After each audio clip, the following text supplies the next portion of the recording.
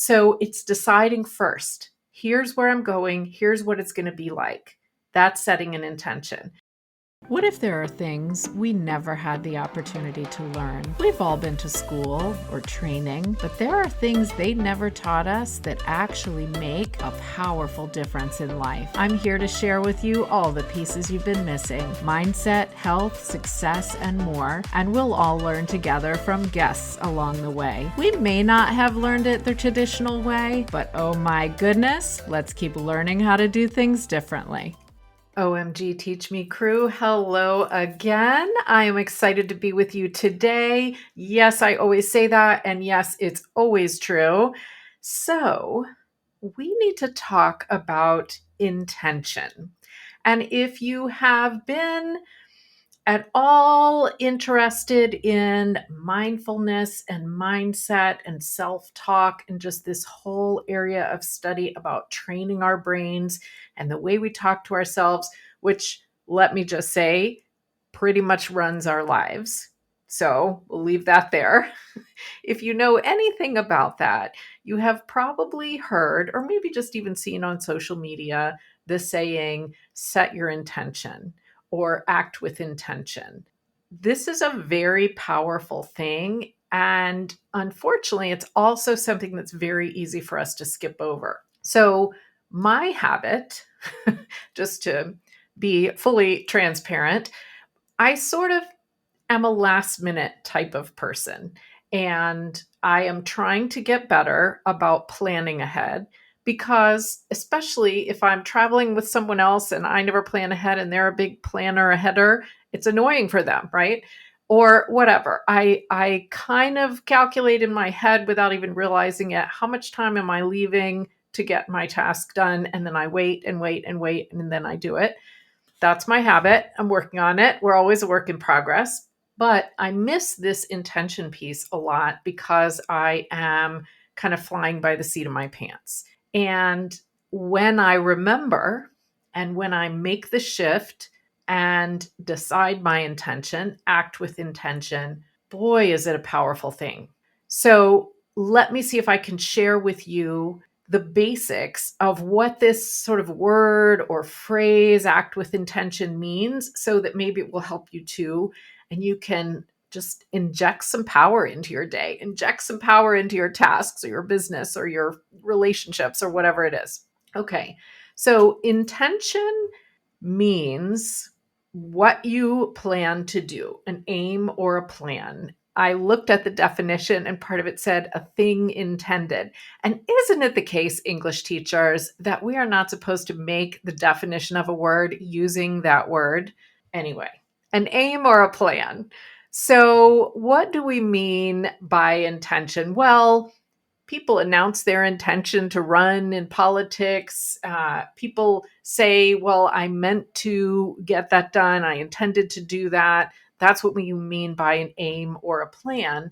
But we want to go a little bit further today, and we want to think about acting with intention. And so when I dig into this and do a bit of research, what Google tells me is that acting with intention involves setting a clear direction, choosing the steps needed to move closer to that desired outcome that we decided on. So we're absolutely being very conscious of aligning our thoughts, our words, our actions with our goals. We're taking deliberate action as opposed to just reacting and floating through life. And I have read a number of articles about it. Sometimes we almost kind of float through life as if we're hypnotized, not literally, of course. I think of it as going through life as a pinball ball. I don't know, this is going to age me, but one of my favorite arcade games is pinball. And if you don't know what I mean, it's very low tech. And you pulled a lever at the front of it, and it shot a metal ball in through this kind of horizontal maze. and you got points depending on what the ball hit, and you tried to use your little kind of flippy things to make sure the ball stayed in there as long as possible and it didn't go down in the hole. Anyway, I love that game. And sometimes we drift through life like that ball, just knocking against the things that come up in our day, the things that come up in our life, the things that other people do, and then just kind of reacting, just, okay, go this way then. Okay, I'll do that. And it really is powerful to, instead of always living like that, because of course, sometimes you're going to have to adjust to things that happen, instead of doing that all the time, to set an intention. And so let's talk about the different ways that that might apply. First of all, I like to think of intention as deciding first. So if you want to remember something from this episode, remember that setting your intention is when you decide first. So I get up in the morning and I set an intention about what type of day I'm going to have. And I say, it's a beautiful day and I'm grateful to be here. And I'm going to be productive today, or I'm going to have fun today, or whatever it is.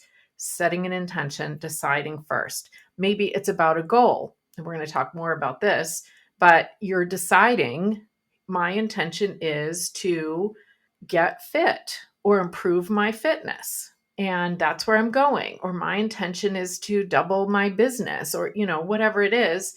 That isn't that you've decided the exact actions you're going to take, but the intention is what's going to direct that.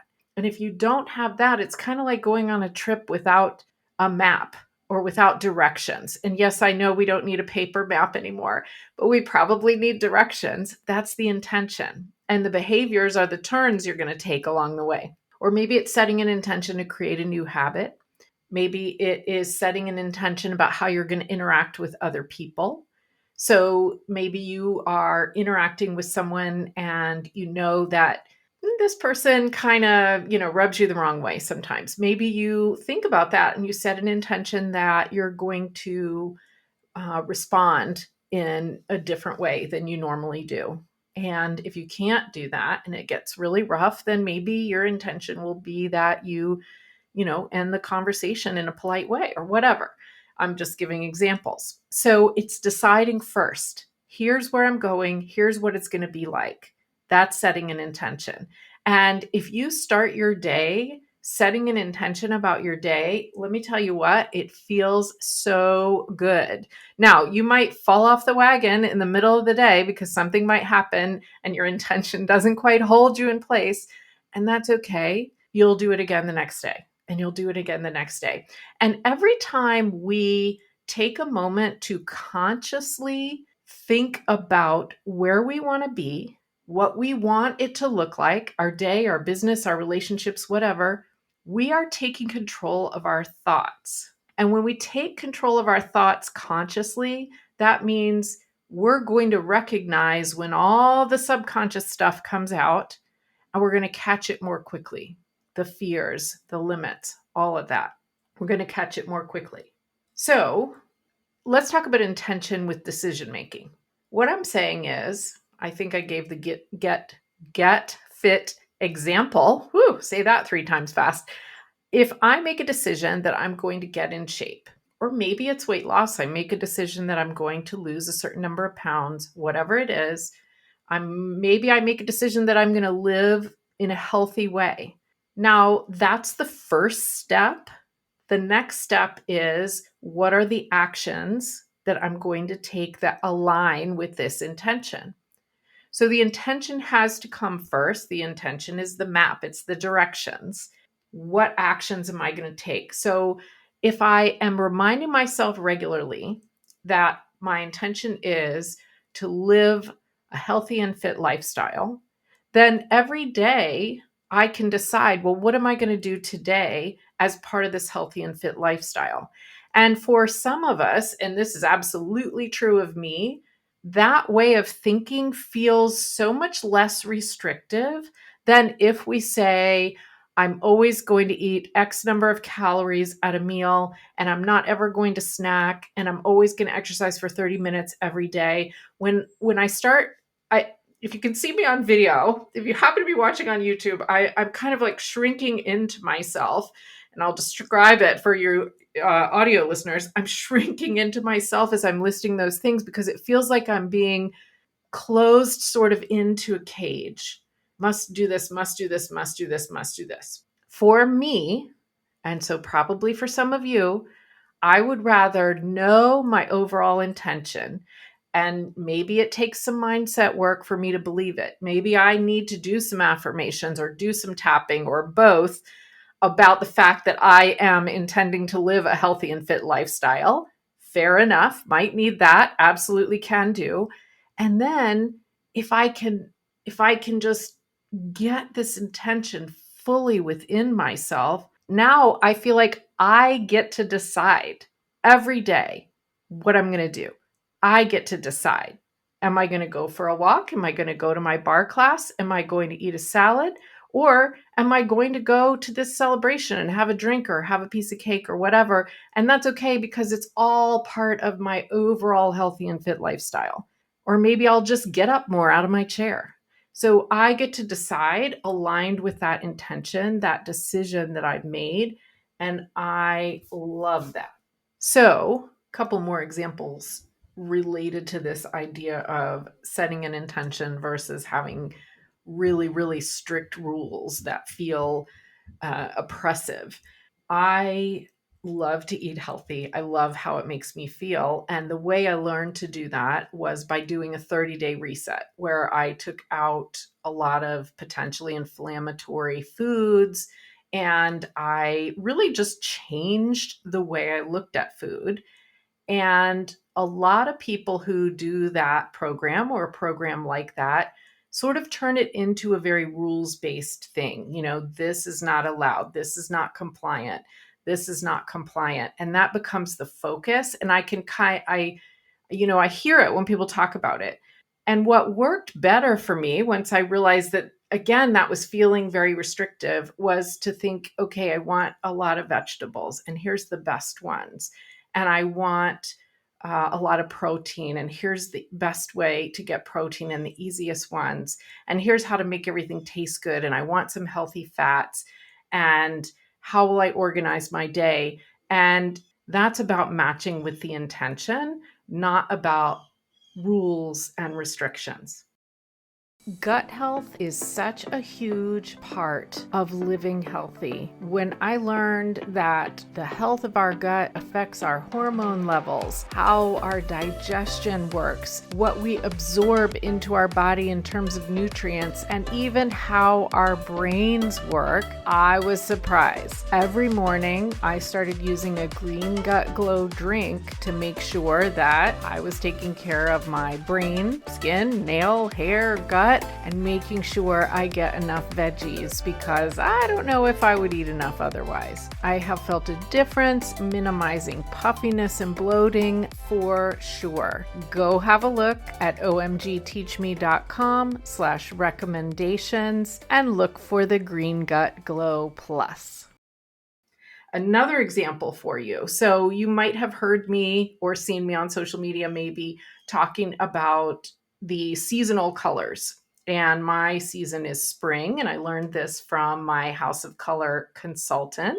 And if you heard the style episode, which is a very popular episode from last summer, then you will maybe have heard us talk about this. But this color season idea, and there's a few companies out there that do it. House of Color is a great one, based in the UK, but all over the place, is a really cool idea. And the reason I originally got my colors done was because I wanted to do more networking. I wanted to grow my business. I wanted to put myself out there. And I was feeling like when I tried to do that, I was blending into the background. And I'm always kind of trying to express these things in a way where you can maybe understand what I'm saying, but I just felt like I wasn't seen. And when I met Melanie, my House of Color consultant, I told her this. We were just having a chat about showing up and why did it matter? What was the seasonal colors all about? And she said, well, you might not be wearing the colors that bring you out the best. And that was such a fascinating concept to me. And I know I'm going a little bit off track here. I promise there's a point. So maybe there was some other colors I could pick that would help me to show up.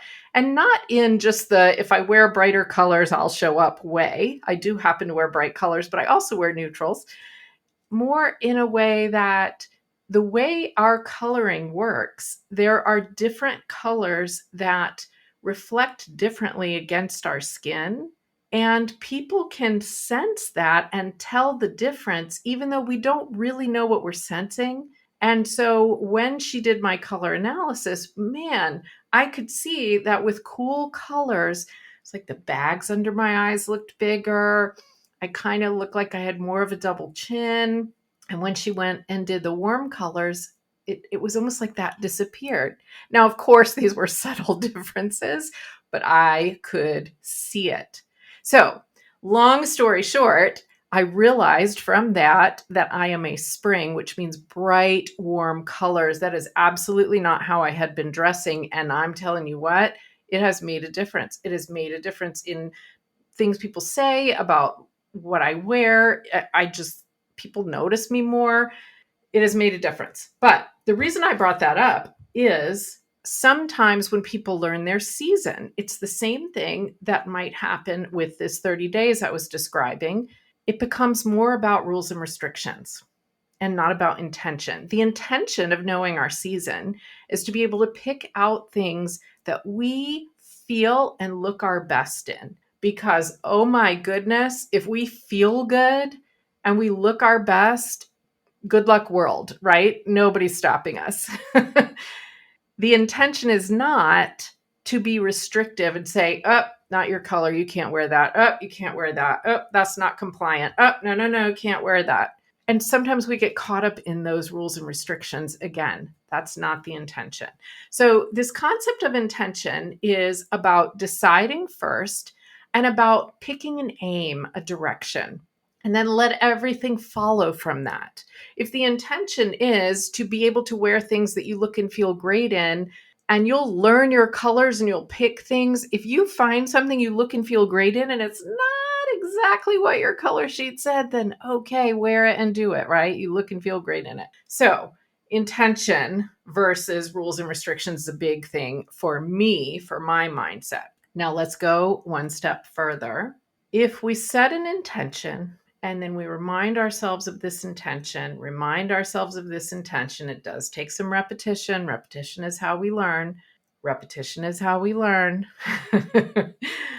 Then when we try to make a change towards this intention, we're more likely to be able to do it. So we've repeated and repeated and repeated our intention. And by this, I mean, my intention is to be a person who loves meeting new people. My intention is to be great at XYZ that I do. My intention is to have my business be XYZ. My intention is to have a day that I feel great about and takes a lot of productive action, whatever. If we repeat this and we ingrain this in ourselves, then the behaviors that need to happen are a lot more likely to happen. That reason, that intention gets ingrained. Now, you still might face resistance. Our subconscious brains are still at work, right? So you might have an upper limit related to your success or related to having great relationships or related to your weight or your fitness level. You might have some resistance dealing with subconscious beliefs that are in there that you maybe don't even realize are in there. That could still be an issue. And so there are episodes of this podcast that will help you. Make sure that you grab my little mini series about stopping that self-sabotage. And you could do that at omgteachme.com. When the pop-up comes up, grab it there. You can go to bit.ly/empowered self-talk. Grab it because there still could be resistance hidden in there. And let's figure out how to get through that. But the intention is the first part. So now let's take it external. So that's talking about this internal decision we've made and all of the pieces that come behind that. Now let's take it external, especially when thinking about relationships. Setting an intention maybe is something that you don't think of necessarily, especially maybe when you're thinking about friend relationships or family relationships. Maybe your intention with a romantic relationship is to stay close or whatever, but I don't know if we think about intentions when it comes to friends and family as much. But what if we did? Because if we don't set an intention about how we want this relationship to be and look and feel, then we're a lot more vulnerable to falling into other people's patterns and reacting quickly and maybe not in the way we'd prefer to other people's words and actions. So, for example, if you have someone in your life who you're close to, maybe it's a family member, and you want them in your life, they're a family member, right? We want them in our life, but maybe a lot of times the interactions with them or the conversations with them turn negative. Maybe they are very prone to complaining, and sometimes your interactions with them leave you kind of feeling down in the dumps. And you want to be around the person, right? You love this person, but you don't want that to happen, and you're trying to figure out, how do I get myself out of this pattern? Well, intention comes first. What do you want it to look like? You can't change other people necessarily, but you can decide ahead of time, what is your intention for this relationship, and then maybe what are some things you can do. So if my intention for this relationship, to keep going with that example, is that I want to have more uplifting conversations and interactions with that person as much as I can, as often as I can, then okay, how will I achieve that intention? Now maybe I can think of some tools. I can say, well, if the conversation really just goes negative, negative, negative, then maybe I find a way to distract the conversation. Maybe maybe that's when I need to cut off the conversation and come back another time. Maybe it's a phone conversation, who knows? Or maybe I keep in the back of my mind some things I can bring up that are happier topics. Now, all of this to say, please do listen to people when they are talking about serious things and when they really need to vent, because that is important. And we don't want to gloss over emotions. We want to feel them and we want to help people. What I'm talking about is situations where just everything turns negative, complaining as a way of conversation. And a whole podcast episode is coming in the future on this, I promise, because it's such a common issue. You can have some tools in your mind to help you not fall into that trap if you don't want to, and do it in a way that maintains a good relationship with this person. It all starts with the intention, setting the intention of what you want the interaction to look like, what you want the relationship to look like, and then taking behavior by behavior from there. So if we wrap all of this up, intention means decide first what you want your goals, your business, your day, your relationships, your job to look like, and then let that become ingrained in you. Repeat, repeat, repeat, and then pick out behaviors and actions that align with that intention. And it might be internal, it might be about your goals, it might be external about how you are interacting with other people. In all of those cases, this is powerful stuff. I hope it helps. And let me just add, sometimes I'm going to let myself pick a song for the Nostalgia OMG Teach Me playlist. And so I have added to the playlist the song Lean on Me by Club Nouveau and the song We Built This City by Starship. And yes, I gave myself two. They both have such good memories attached, and particularly Lean on Me. I don't know if you remember this song, but you can go grab the playlist and listen to it. I just have this memory of my big group of friends in high school, our senior year in high school, which was a really long time ago. It was almost like our theme song. And we did an ad in the yearbook. And some of you are going to have no idea what I'm talking about, but others are going to know. And we had a big group of us and we had the words to parts of that song. So just such a great nostalgic feeling from that one. And We Built This City is just super peppy. It reminds me of, again, that period of time. So I've added those. Check it out and keep listening, because coming up very, very soon is going to be a master class.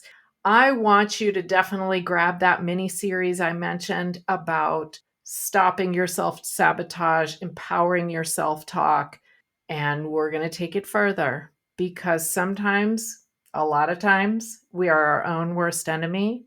So keep watching. Masterclass coming. How to stop being your own worst enemy. Stay tuned, everybody. Talk to you soon. I hope you enjoyed today's episode. OMG, did you know that we have mini episodes every Friday as well? Make sure to follow OMG Teach Me in your favorite podcast app so you get all the goodies. And if you're just finding this podcast and you're kind of wondering where to start, I have a curated mini series for you to help you stop self-sabotaging, because we all do it. So head over to www.omgteachme.com and sign up when you get the pop-up box. We may not have learned all these things in school, but they sure are powerful now.